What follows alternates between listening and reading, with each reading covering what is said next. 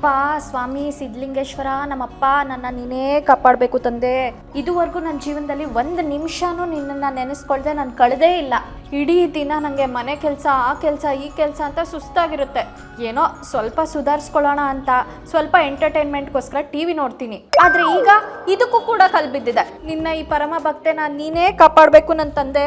ನಿನ್ನ ಮಹಿಮೆನ ದೃಶ್ಯ ರೂಪದಲ್ಲಿ ತೋರಿಸ್ತಾ ಇರುವಂತಹ ಯಡಿಯೂರು ಸಿದ್ಧಲಿಂಗೇಶ್ವರ ಧಾರಾವಾಹಿನ ಇದುವರೆಗೂ ನಾನು ಒಂದಿನ ನೋಡ್ದೇನೇ ಇಲ್ಲ, ನೋಡದೇ ಇರೋದೂ ಇಲ್ಲ.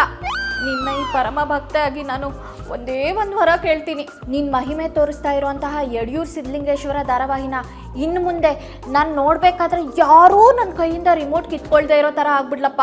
ಇದು ಒಂದೇ ಒಂದು ವರ ಕೊಟ್ಬಿಡಪ್ಪ ತಂದೆ. ಸದಾಕಾಲ ನೀನು ಪೂಜೆ ಮಾಡಿಕೊಂಡೇ ಇದ್ಬಿಡ್ತೀನಿ ನನ್ನ ತಂದೆ. ಅಪ್ಪ ಆಮೇಲೆ ಇನ್ನೊಂದು ರಿಕ್ವೆಸ್ಟು, ನಮ್ಮ ಅವನು ಮತ್ತು ಶ್ರಾವಣಿ ಇದೆಯಲ್ಲ, ಅದರಲ್ಲಿ ಇವಾಗ ಸ್ಕಂದ ನಮ್ಮ ಶ್ರಾವಣಿ ಜೊತೆ ಈಗ ಜೊತೆಯಾಗಿ ನಿಂತಿದ್ದಾನೆ. ಒಂದೊಂದೇ ಸತ್ಯನ ಕಂಡು ಹಿಡಿಬೇಕು ಅಂತ ಹೇಳಿ ಶ್ರಾವಣಿ ಜೊತೆ ಹೊಂಬಾಪುರಕ್ಕೆ ಹೊರಟಿದ್ದಾನೆ. ಸೊ ಈ ಎಲ್ಲ ಸತ್ಯಗಳನ್ನೂ ಅವ್ನು ಕಂಡು ಹಿಡಿತಾನ ಅಂತ ನೋಡೋದಕ್ಕೆ ನನಗೆ ತುಂಬ ಕ್ಯೂರಿಯಾಸಿಟಿ ದೇವ್ರೆ.